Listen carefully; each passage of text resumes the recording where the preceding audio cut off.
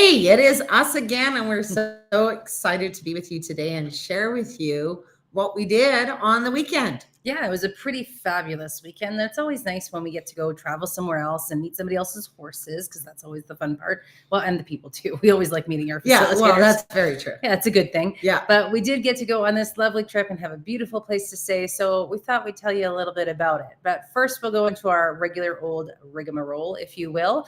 And of course, that first thing is that hashtag Holy jumping tuna fish. And we did get a lot of those moments while we were out doing the training. And I'm pretty sure our facilitators and the clients that joined us did as well. They did, because their journal told us. Yeah, they told us that. Yes. So that's the first piece. And of course, the hashtag that we are life changers. And we don't just mean us, of course. We always mean all of you, all of our horses, everybody who has the opportunity to change a life for the better every single day that we live and breathe. So that's just really boils down to some kindness, people.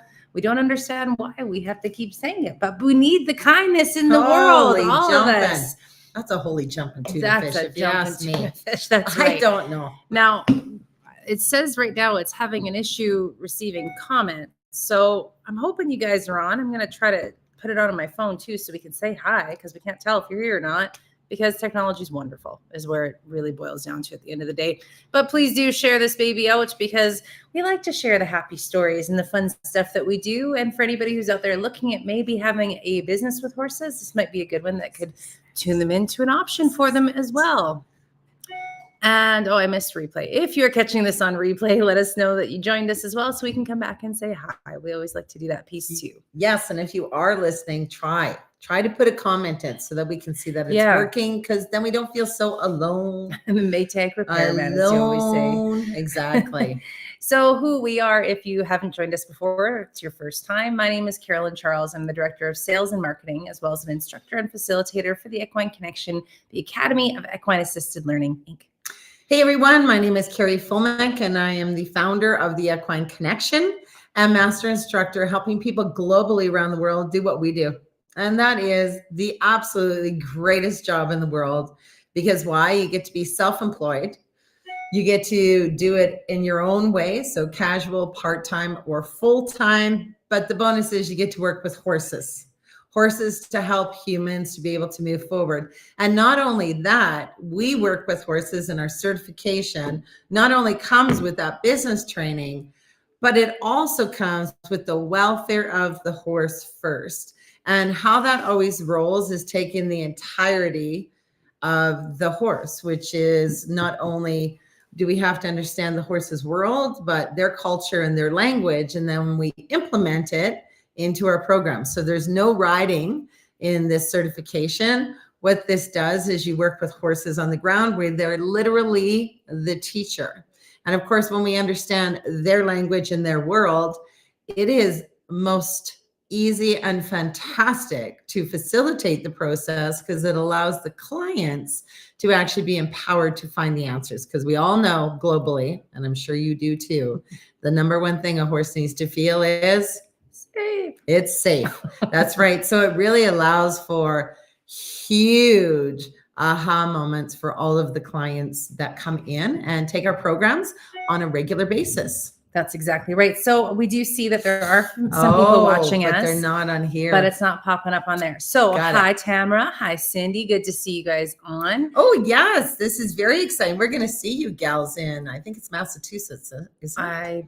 Correct me if I'm so. Say a yay or a nay. Yeah. But I know you're both signed up. So it's super cool. Yes. And you guys are going to love it, just like our last group loved their training.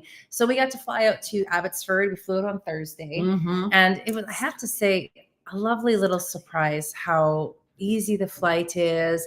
And then everything came pretty quick. And we got to go to our lovely little Airbnb, which was stunning. It was overlooking the Fraser River. It was mountains everywhere. Nice. And we had a weird pizza that had potatoes and stuff on it. It was a potato pizza. It was freaking fantastic. And that is at the Sasquatch restaurant. Yes. Like, it's so cool. Like, and I'm not one for, trying too many varieties of different foods, but I thought, okay, there's no weird meat stuff in it. So it's like, I could try this because, hey, I'm in Abbotsford area. Like seriously, Carrie, you can do a potato pizza. Stepped so far out of her comfort It zone. was potato and garlic actually. And it like was cloves of garlic. Phenomenal. And not a little garlic, a lot of garlic. But it was very, very good. Oh, we do have other people. Sarah's on too. Yes, it is Massachusetts. Amy's going. And then, Amy's on. And yes, Massachusetts. She says Massachusetts.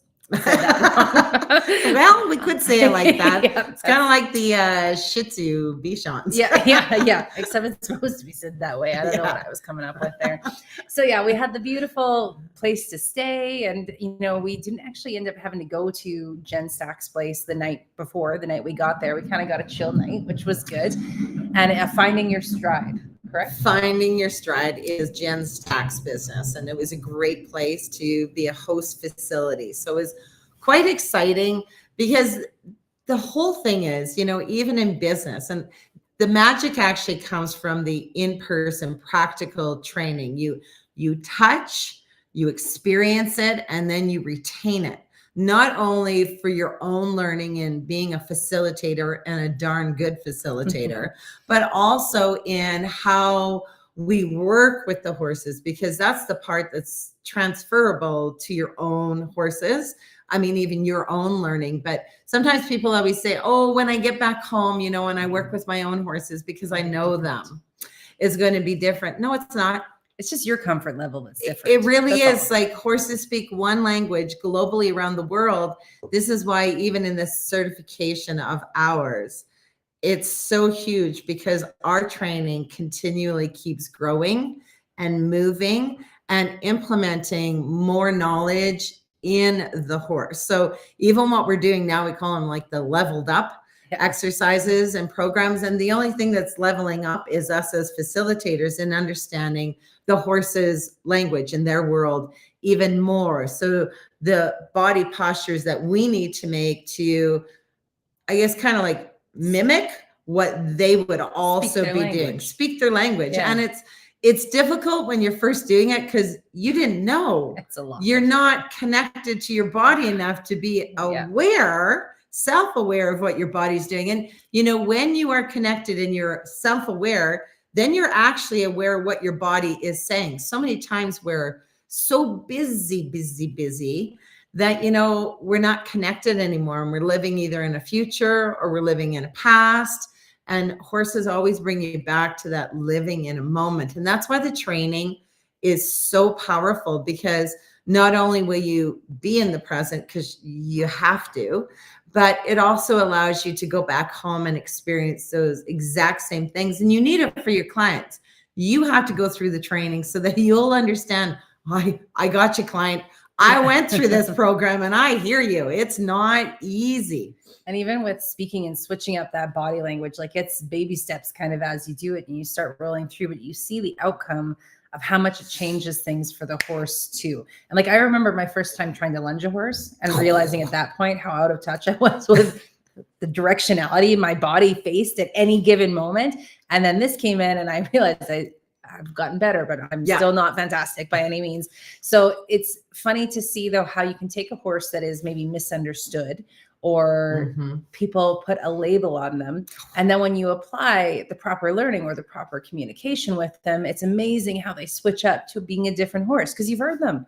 It's just like people, all we want to feel is heard at any given point ever, right? So it's the exact same thing with horses. And when we witnessed it with a couple of the horses there, Santana was a huge one for me. Santana and Z. Yeah, they both, Santana was not super chill at trust. She was chill, but she didn't trust. She didn't want you to come into her space. And, and you know what? You got to earn the trust anyway. It's fair, right? A horse is going to test you just like a child.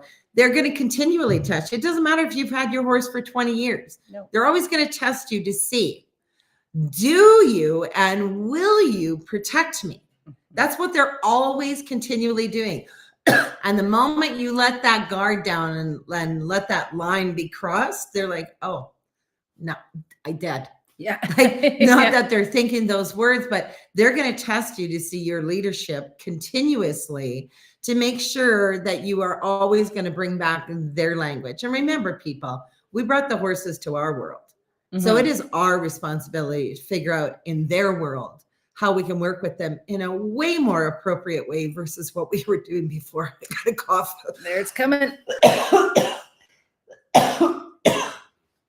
You get one more. That's it. I gotta take a sip. It was interesting too, because we had so many different levels of horse people there. So we had people who had come and been certified before, and they were coming for more training to really figure out this leveled up piece. And then we had like little lovely Haley, who didn't have a whole lot of horse experience, but oh my gosh, she was so beautiful in protecting that horse. Yes. Loved it, because she, don't you pull that horse's head. I loved her. Oh my gosh, like so sometimes it's better that people get their certification and get their training, because they're learning right from the get-go to connect and understand the horses world. Yes. Versus us horse people who've been in it for quite a while. And, we had to go from old way to, there's a new way of learning. And now there's a really new way of learning, and that connection way easier. So for Haley, I was just like, oh baby, you got this. She did amazing. And lovely little Hannah too, who had experienced equine assisted therapy before, but in a much different controlling yucky kakapupu way. So it was very cool. The group of people that we had, from returning facilitators to brand new horsey type folk. And then we had the clients in there too, but in one way or another, using the new leveled up way and actually making sure we're converting to how we can speak to our horses in their language. It worked for everybody across the board. It was massive changes in these horses who had already felt heard and knew that they deserved to be heard, because Jen is so beautiful with her horses. Oh, Jen is amazing. Phenomenal with her horses. So it was really interesting to see these horses who had been through hell and back in some cases really come out of their shell with us and move to a different way. Yeah, Jen is a very special human. Yes. Not only does she have 6 children, she runs her own business. She homeschools her children.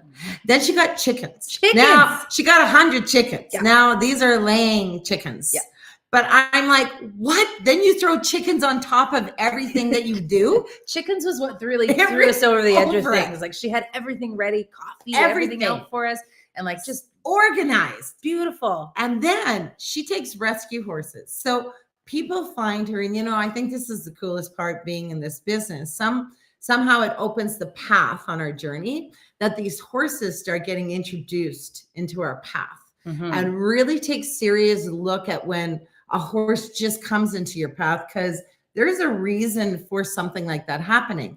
But Jen takes them, and she takes them all, and the trust that has to be rebuilt with these horses again. And again, the testing, they're going to keep testing. Are you really going to save me? Are you going to save me? Are you going to save me? And when you prove to them each and every time that you're going to save them, and you're not calling BS, because they know our BS immediately, no matter how you shake it, that's when you see these horses like, oh, I'm in the safest place that I am.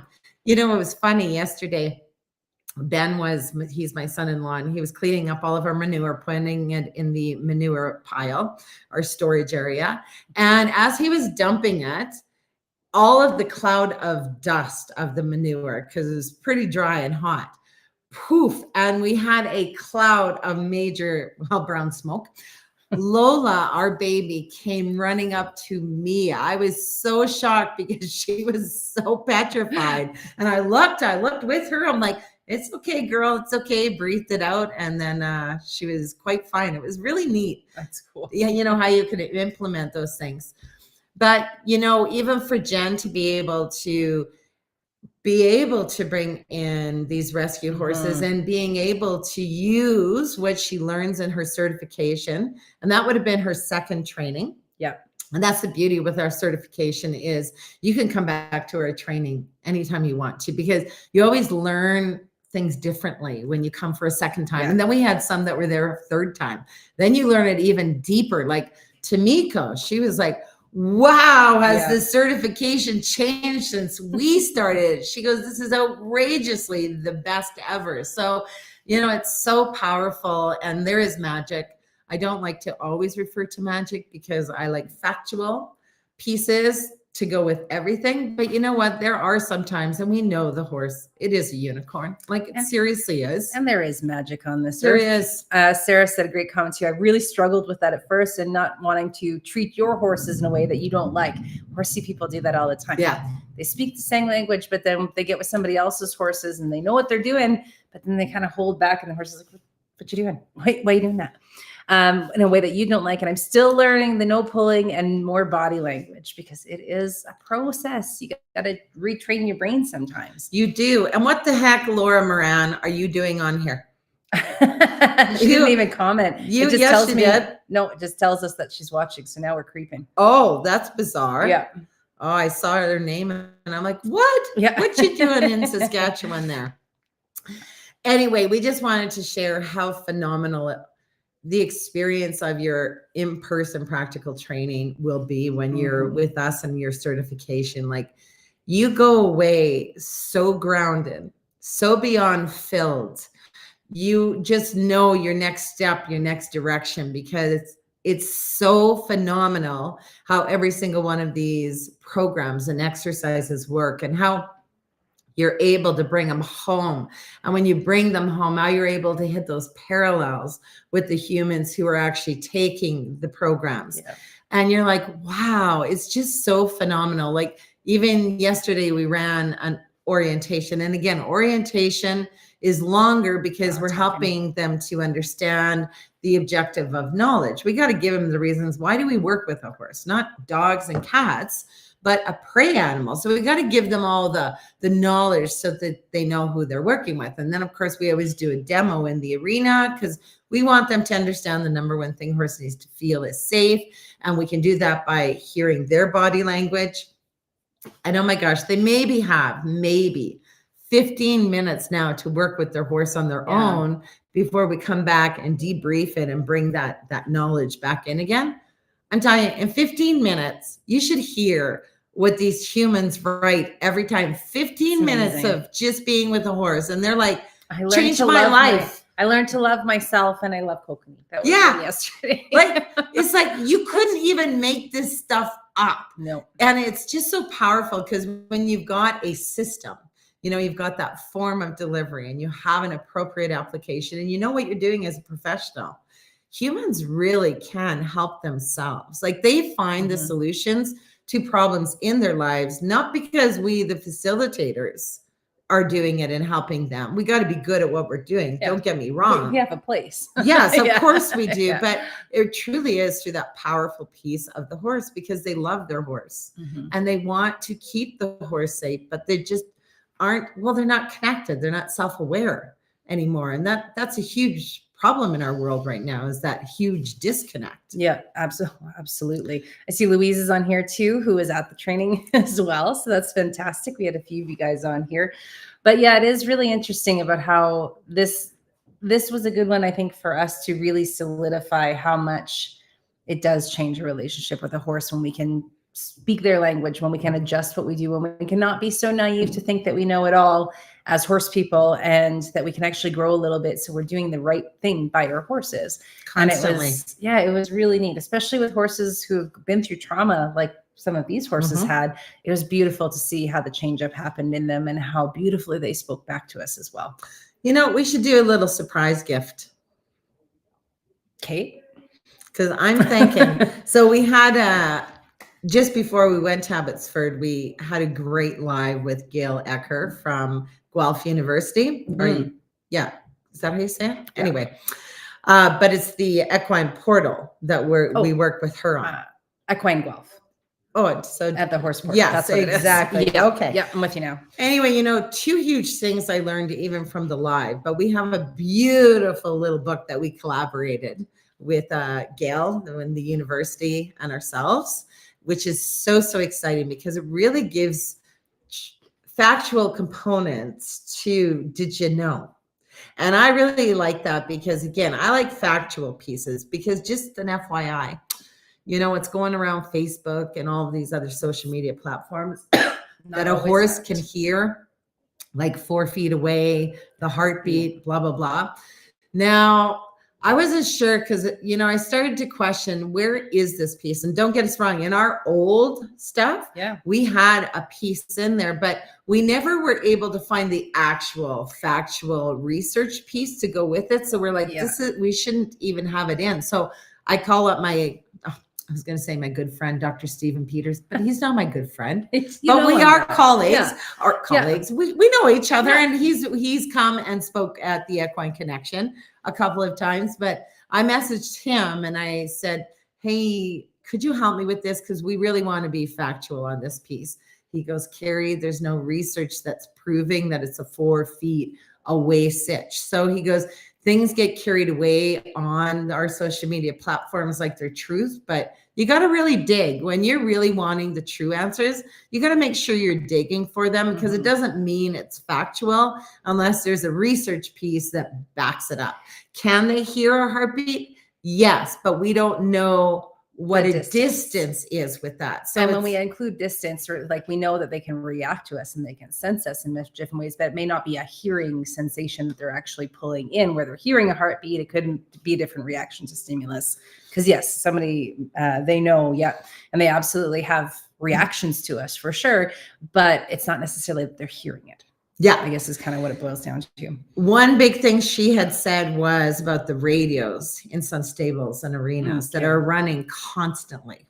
And, you know, it really hit me. Like we took out our radio here a long time ago, because once we actually started working with our horses regularly in this new way of using their language, but transferring it to our language so that we can use it in their language, there was just no need for extra sound, because you've got the birds out, you have the dogs barking, you have the geese, you have all these beautiful songs of nature out there. It's like, no, there's no point in having radio anymore. We have enough noise in our life. Learn to just be like a horse. And her big thing is, because with the horse's ears and the frequency and what they hear, and they need their hearing for what? Yeah, the predators, so that they can hear any slight different change. The radio actually sounds out some of those frequency waves that is actually making the horse in a more unsafe situation. Especially at night, she was saying. Yeah, because now the sound is muffled. They don't have as much safety when they can't have that clear, quietness, because quietness actually allows them to hear better. It's like the wind. The wind itself may not actually bother them. It takes away your ability to hear, right? That's kind of the part that adds the fear into it too. So it's kind of the same deal. You're taking away their ability to sense or to hear a predator coming for them. So they can't sleep as well. And the other thing was the vibrissae, the beautiful whiskers. And I was asking her, like, seriously, in North America, this should be banned by now. Like, it seriously should. But at least so many of us are aware you don't need to shave. You're not going to be deducted any points if you do compete or show. However, the vibrissae themselves, even for horses at nighttime, eating the right grasses, this is huge for them. Like, that's how they decipher at night which ones to have. Yeah. So it's they need them, people. But anyways, if you are just as excited as we are, you want this little free gift, what should we have them do? Comment. Okay. I think that one, because then it should happen automatically. Oh, with the fun facts. Yeah, that's what we're giving them, right? Yeah. You want this little beauty. And you know what? For those of you who are in a horse business, or you're certified with us, or you're thinking of becoming certified with us, this is something huge. You can even help your clients with, like, give them a little special gift, because once they fall in love with your horse, which is now their horse, they want to know everything that there is to know about these beautiful creatures who make a difference every time they're with them. Perfect. And Chris, I see that you put something on here, but I can't necessarily tell what the whole thing is. So I'll have to look at it after. We've got some techno issues going on here with trying to read all the comments. So, but thank you for letting us know. I see it's about vibrations, you're saying too, with the heartbeat. So we'll check that out as well. Yes. I always like figuring this stuff. Well, not me. Just knowing that there's an actual factual research component. Absolutely. Yeah, absolutely. So we've got some people putting in the fun facts. That's perfect. And you guys should get a little message back letting you know how you're going to grab that as well. And it's a fun little book. It's an easy read, but it's some interesting facts that you may not have known before. And the Equine Guelph Gale, actually, they went Guelph Gale. Gale. That's funny. Just Gale, not the whole university. They didn't fact check it, but Gale went and fact checked all of these pieces as well, so that we know everything that's in that book It was true. Completely true. Exactly. So you can go take a peek and some things might surprise you. But yeah, we just wanted to share with you our amazing weekend. There is nothing more exciting than implementing all theories, implementing what you know with horses and bringing it to life. There is nothing more exciting than having purpose and a destiny and a calling in your life to be able to help a human to move forward, but still being self-full with being able to actually work with our horses and have them in our business. Like, truly, it's absolutely amazing to be self-employed or learning to be self-employed and having this beautiful option for humans in our community, because again, it is a very disconnected world. So if this is something you're thinking of, don't hesitate to ever call us, email us, text us. We're pretty good. We're all about the connection. The Equine Connection. Very good. Well done, everybody. Okay, everyone, have a fantastic week. I don't know if we'll be on next week because we've got training and all sorts of stuff going on. 2 weeks we won't be. Yeah. Wow, that's a long time, but it will be 2 weeks. I think so. Yeah, okay. It is. All right, everybody. So we'll see you in a couple of weeks. Hopefully you're enjoying sunshine. If you got it there, I see that Debzanson, you are soggy there. So sorry. But hopefully you get some sunshine and you guys are enjoying the summer months, and we will see you in a few weeks. And remember, always keep on talking to your horses in the best way possible. And that's understanding their language and helping to flip yours to theirs, because we have invited them into our world. So it's this thing to do for them. Always. I was just going to say, yes, go be with your horse. And you know, the biggest thing you can do for your horse or your horses, hopefully it's horses, plural, is watch them. And when you watch them and you watch these, you read these fun facts, or you hear us talking about how our body needs to be a different way or a certain way in order for a horse to understand what we're doing, watch what they do. And when you see the proof is in the pudding, and to me, it's always from watching the herd, then you're like, oh my gosh, now I know how to implement it, because I see that my horse is doing this to this horse, and then this horse moves this certain way, right? So really, really important. Don't just take words from people, really implement and see how it actually plays out with your pony pones. Absolutely. And somebody did ask too if the book is for sale on our website. It's not up for sale. We're doing it as a giveaway piece. But if you do sign up for our newsletter, you get it free that way as well. So, that's true. And our newsletter is pretty funky because you get 3 extra gifts. Funky in a good way. It's funky in a good. It's cool, man. Yeah, like 70s funky. Heck yeah. So that's another way that you can grab the book as well. All right, everybody, have a great couple of weeks, and we'll see you all very soon.